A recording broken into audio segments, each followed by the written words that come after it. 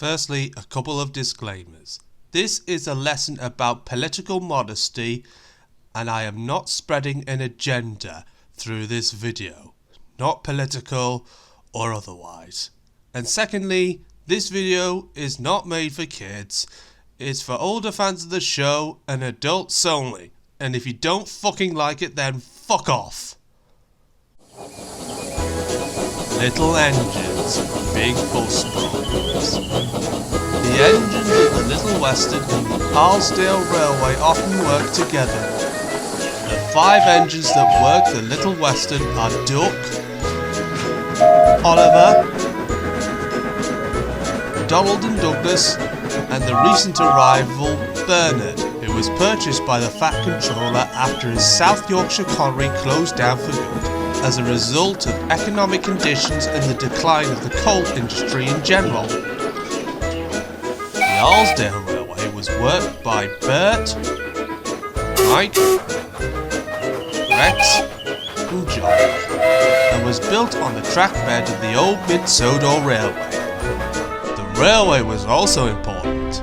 It served Arlesburgh School, a public school.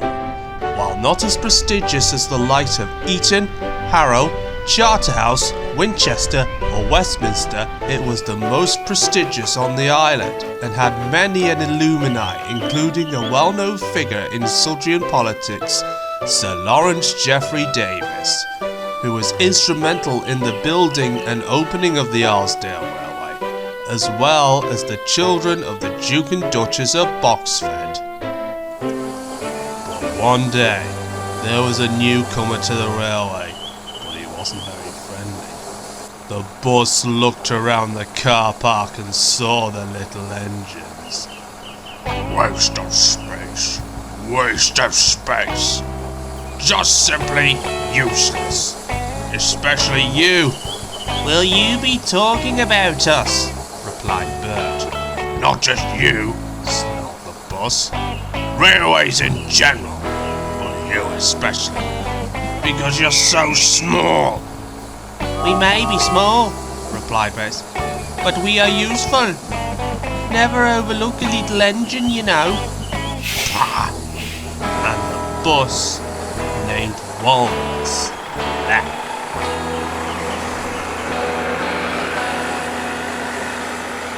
What are we used for? Asked Mike. Yeah? Ballast? Wool from the farmers? Passengers?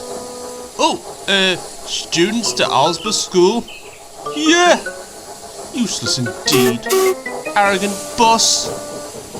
Mike wanted to teach Walnnis a lesson, but he wasn't sure how. Later, Walnnis aired his views to the Little Western engines.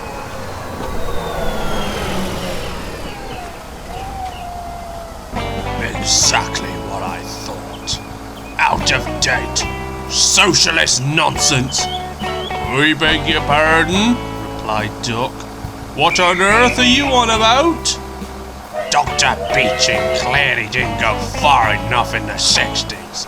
The Serbo report was meant to finish the job, but the politicians were too cowardly. Because the future is in the roads. All railways should be ripped up, and roads take their place. Oliver could see some similarities between a certain bus that he and Duck dealt with years ago. He's just like Bulgy, but worse. Roads are the way of free market capitalism. Railways are a way to spread socialism. And Walnnis laughed. Well, I never, groaned Oliver.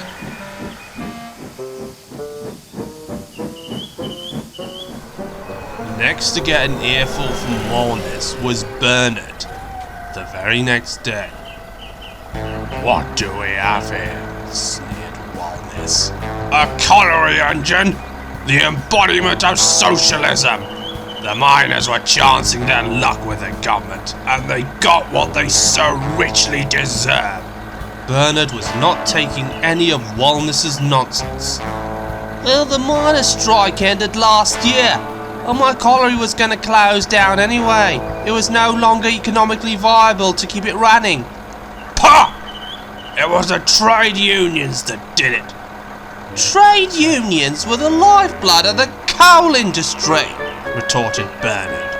If you weren't such a pretentious bastard, you'd be in a trade union yourself. Nonsense, snapped Walnis. Dream on, boy. They do more harm than good. They're a barrier to free market capitalism. Walnis then left, leaving Bernard seething. Hey, be no mind to him, Bernard. It's not about his politics. It's about who much of a hypocrite he is, said Donald. He'll get his comeuppance, I assure you, added Douglas. Bernard just sighed. I'd like to see it sooner rather than later. But worse news was to follow. It was revealed that the Old Arlesburghian Society, made up of former students of Arlesburgh School, were to go to a dinner at the school one evening, which would include Sir Lawrence himself.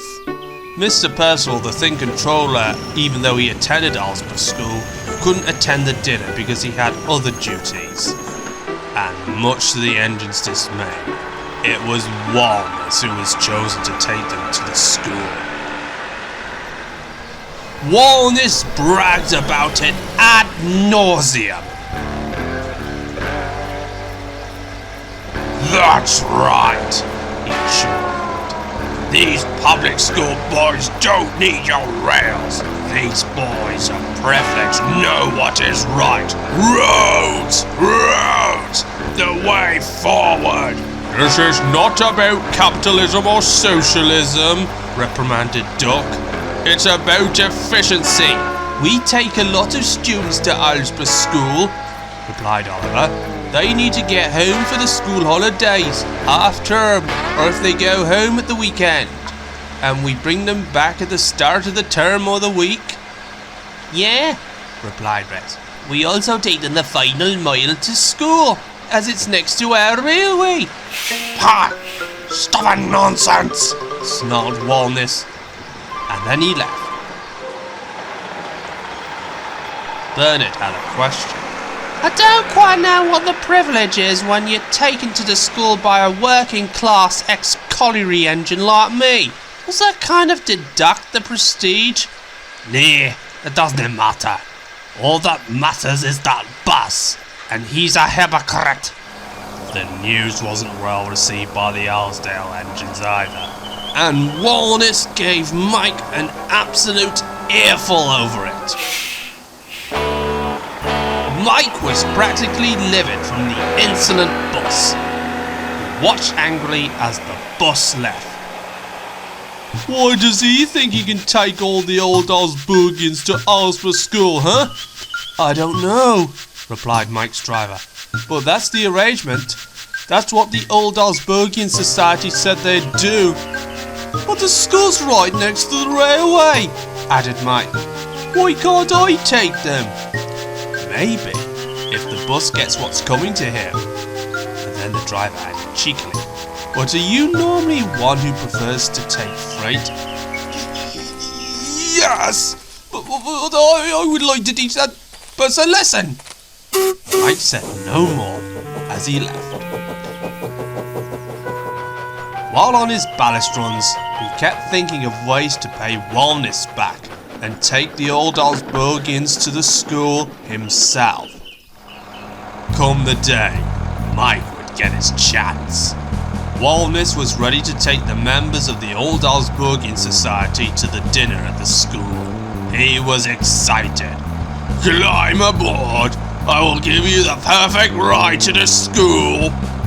So the passengers got on board and Walnus set off.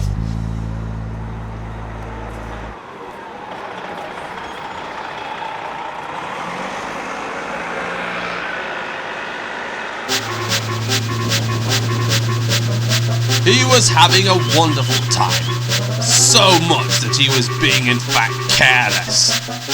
Goodness me, be a bit more careful, will you? Mike was on his way back to the ballast mine with the empties, still thinking of how to get back at Walnnis. Walnnis then rushed past, swerved a corner, and then crashed into a nearby wall. Mike came to a stop. Fuck me! Walnnis leaned precariously on the wall.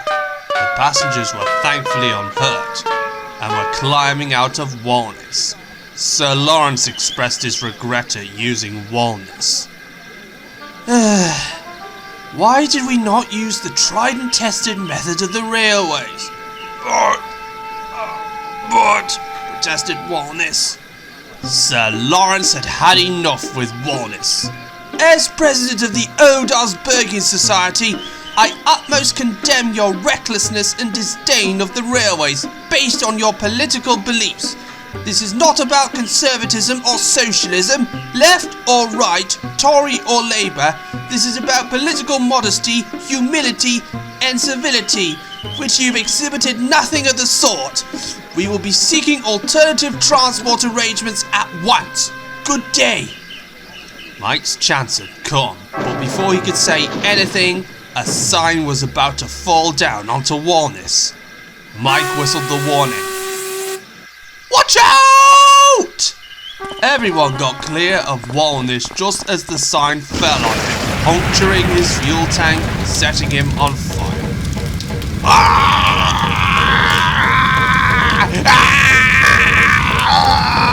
Well, said Mike, now that that's out the way, may I offer to take you all the last mile to the school? There is space in my empty hopper wagons for you all. We're practically left with no other choice than to rely on you, replied Sir Lawrence.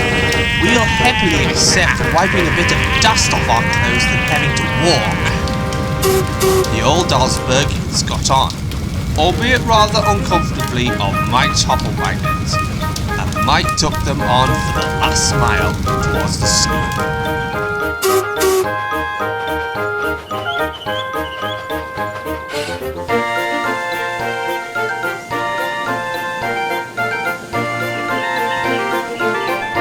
The Old Arlesburghians firstly attended a choral evensong at the chapel.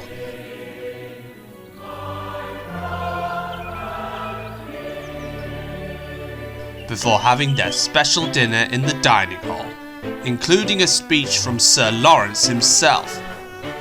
When it was over, Mike gladly came back, this time with coaches to take the Old Arlesburghians back to Arlesburgh West, where Bernard took them on back to Knapford, with no prestige lost.